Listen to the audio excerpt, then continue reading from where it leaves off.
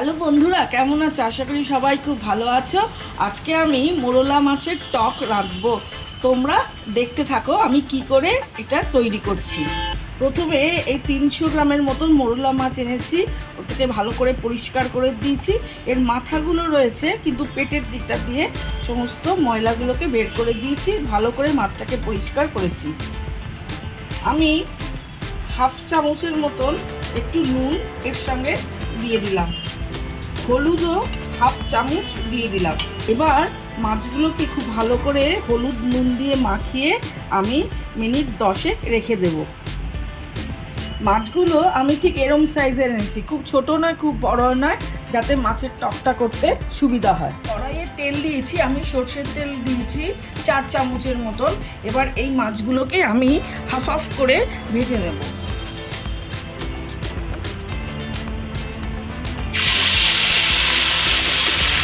মাছগুলোকে আমি হালকা করে ভাজবো, বেশি কড়া করে ভাজলে তাহলে টকটা খেতে ভালো হবে না।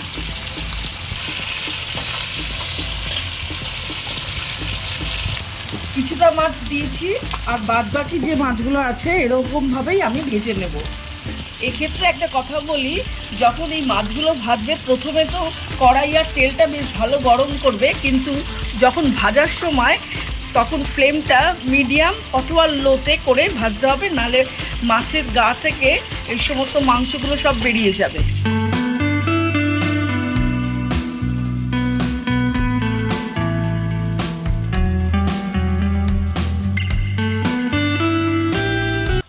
মাছগুলো আমার ভাজা হয়ে গেছে, আমি আস্তে আস্তে মাছগুলোকে সব তুলে নিচ্ছি।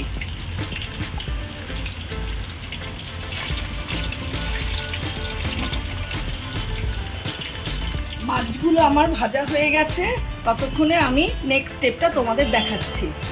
যে কড়াইতে আমি মাছ ভাজলাম সেই তেলের মধ্যেই আমি প্রথমে হাফ চামচের মতন পাঁচফোড়ন দিয়ে দিলাম, আর তার সঙ্গে 2টো শুকনো লঙ্কা ফাটিয়ে আমি এর মধ্যে দিয়ে দিলাম।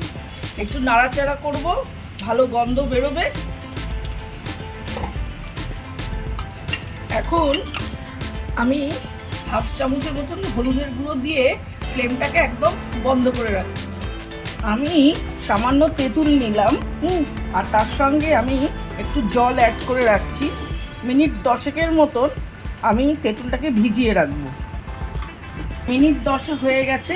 এবার আমি ভালো করে এর ভেতর থেকে পাল্পগুলোকে বার করব, আর এই তেঁতুলের মধ্যে যে দানা আর এই খোসাগুলো আছে সেগুলোকে আলাদা ছাঁকনি করে আমি ছেঁকে একটা তেঁতুলের একটা লিকুইড তৈরি করছি।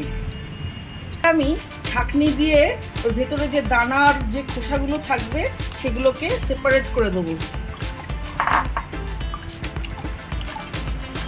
নিচে তেঁতুল জল, আর উপরে এরকম করে চেপে চেপে এর কাপ যেটাকে বলা হয় বার করব। আর এখানে তো ছাঁকনির মধ্যে অলরেডি আটকেই গেছে দানা আর এই খোসাগুলো, সেগুলোকে পরে ফেলে দেবো। আমি বন্ধ করেছিলাম, আবার গ্যাসটাকে আমি আবার চালু করলাম। এবার একটু তেল আর এগুলো গরম হয়ে গেল। এরপরে আস্তে আস্তে আমি এই তেঁতুলের জলটা এর মধ্যে দিয়ে দিচ্ছি।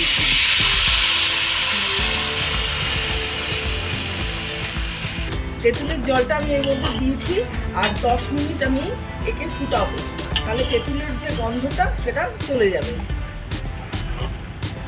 জলটা বেশ ভালো ফুটে উঠেছে। এরপরে আমি হাফ চামচের মতো নুন দিলাম, আর তার সঙ্গে আমি 4 চামচের মতন আমি চিনি দিলাম।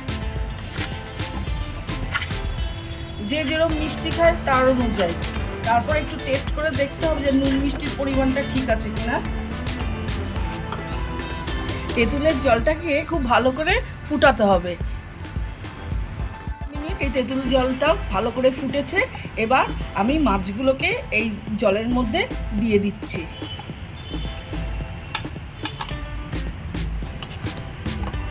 এখন আরও 5 মিনিট আমি ফুটাবো। এই বাচ্চা মাছগুলো বেশ ফুটে গেছে, এবার আমি নামিয়ে নেব। আমার মোরলা মাছের টক রেডি। গরমে শেষ পাতে এই টকটা খেতে ভালোই লাগে। তা তোমাদের এই ভিডিওটা কেমন লাগলো? যদি ভালো লাগে লাইক কমেন্ট শেয়ার করো, আমার পাশে থেকো। নেক্সট দিন আবার নতুন নতুন ভিডিও নিয়ে তোমাদের সামনে আসবো। ততক্ষণের জন্য বাই।